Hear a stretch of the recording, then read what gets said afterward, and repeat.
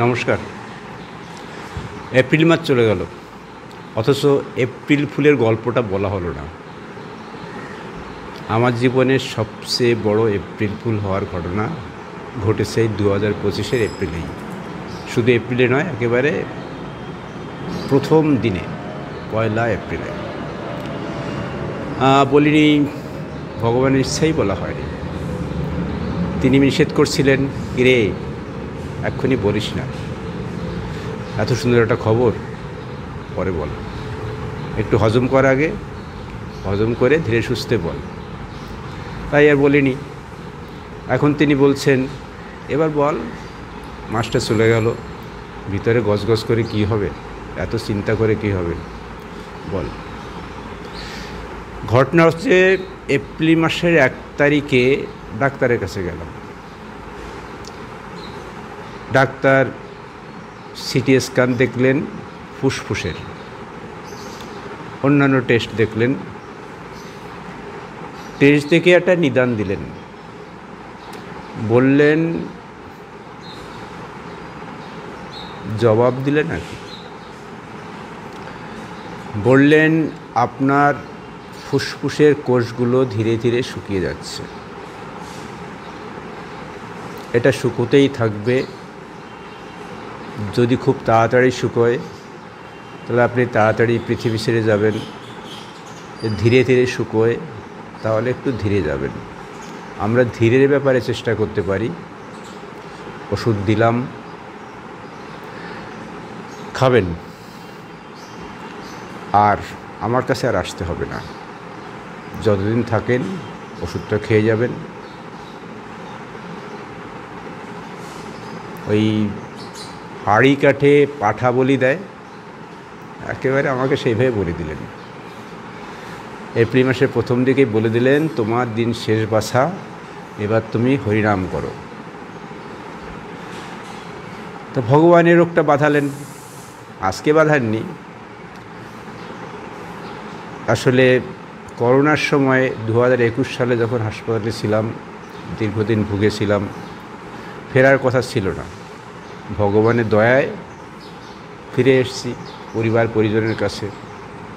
সেই সময় তিনি বীজটা পুঁতে দিয়েছেন ফুসফুসে, মানে লাং ফাইব্রোসিস, বীজটা পুঁতে দিয়েছে। সেখানে তিনি বড় হচ্ছেন, ওই গোকুলে বাড়ে যেমন আর কি, তিনিও গোকুলে বাড়ছেন। অনেকেই বলছিল ফুসফুসটা একটু দেখিয়ে নেওয়া দরকার, এত খারাপ অবস্থা হয়েছিল, ফিরে আসবে কি আসবে না এ নিয়ে আমরা খুব চিন্তাতে ছিলাম। মানে আসবে না এ ব্যাপারে আমরা প্রায় নিশ্চিত হয়ে গেছিলাম। সেখানে ফিরে এসছো যখন, ওর একটু যত্ন নাও, ও কেমন আছে একটু দেখো। তা দেখি করে এই 25 সালে দেখালাম একজন পালমোনোলজিস্টকে, আর তিনি নিদান দিলেন। আর নিদান দিলে কি হয়, এই সুন্দর পৃথিবী ছেড়ে কার যেতে ইচ্ছে করে বলুন তো? পরিবার ছেড়ে, পরিজন ছেড়ে, এই যে আপনাদের মাঝে জ্বালাতন করি, এই জ্বালাতন ছেড়ে কারো ইচ্ছা হয়?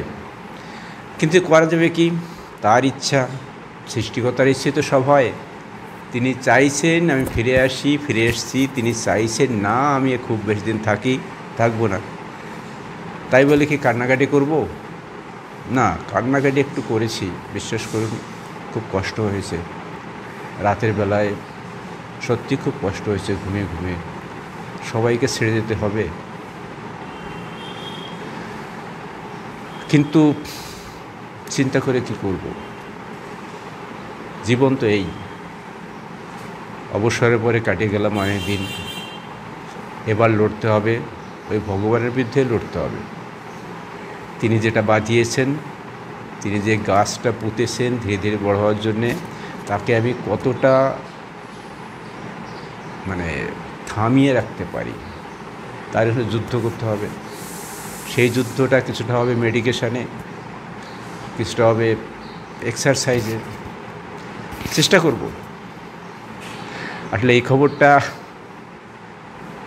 ভিডিও তো করি লাইফ স্টোরির উপরে, আমার জীবনের ঘটনাগুলির উপরে, আমার জীবন যাপনের উপরে, তাই আপনাদের একটু জানালাম। এত বড় একটা ঘটনা এই ক্ষুদ্র জীবনের এত ছোট্ট একটা ঘটনা। আপনারা ভালো থাকবেন। সবাইকে যেতে হবে, আমিও যাব, হেসে খেলেই যাব। তো আপনারা যে আমার সঙ্গে থাকেন ভালো লাগবে। আমি যে ভিডিও করি পারলে দেখুন, লোককে দেখান। আসলে জোর করে বলতে পারি না তো, ভালো ভিডিও করলে লোককে বলানো যায়, দেখানো যায়। আমি তো এই টেবিলে বসি, যা কিছু মনে আসে বলে দেই, বিষয়ের কোনো ঠিক নেই। সুতরাং আপনি দেখবেন কেন? তবু দেখবেন। একজন বয়স্ক মানুষ যখন আপনার মুখে আসে, আপনার কাছে আসে, একটু দেখুন না, একটু উৎসাহ দিন। আপনারা দেখলে, আপনারা শেয়ার করলে, লাইক করলে, মন্তব্য করলে আমার একটু বাঁচতে ইচ্ছে করে, একটু বাঁচার ইচ্ছেটাও একটু বাড়ে। না, আমি এটা কোনো ব্যবসায়িক প্রয়োজনে বলছি না, হৃদয় থেকে বলছি। আপনারা যদি আমার সঙ্গে থাকেন, আমি যেমন আপনাদের ভালো চাই, আপনিও তো আমার ভালো চাইবেন, এটা তো প্রত্যাশা করতে পারি। যুদ্ধ লেগে গেছে, কবে লাগেনি? জীবন যুদ্ধ, পৃথিবীতে আসার পরেই তো যুদ্ধে চলছি। আর এখন এদেশ ওদেশ সেদেশ সবাই যেন আমাদের নিয়ে খেলছে। মানে সেই চার্লি চ্যাপলিনের একটা সিনেমা দেখেছিলাম, পৃথিবীটাকে নিয়ে সে তুড়ি মেরে উড়িয়ে দিচ্ছে, খেলছে। এরা আমাদের জীবন নিয়ে খেলছে। এরা ভালো থাকতে দেবে না। এরা ক্ষমতার জন্যে, এই ভগবানেরা নিজেদের টিকে থাকার জন্যে, নিজেদের স্বার্থ সিদ্ধি করার জন্যে, নিজেদের মতকে প্রতিষ্ঠা করার জন্যে তারা তাদের মতন আমাদের নিয়ে খেলবে। আর আমরা মেনে নেব অথবা নেব না, সেও তো ভগবানের ইচ্ছা। যদি প্রতিবাদ করতে ইচ্ছা হয়, ভগবান আমাকে বারণ করবে না, আমি প্রতিবাদ করব। যদি প্রতিবাদ না করতে হয়, মাথা নিচু করে সব মেনে নেব। হাড়ি কাঠে গলা দিয়েছি, বলি হব। কিন্তু জীবন যুদ্ধ তো আমার একার, সে লড়াইটা আমি লড়ব। ভালো থাকুন, সুন্দর থাকুন।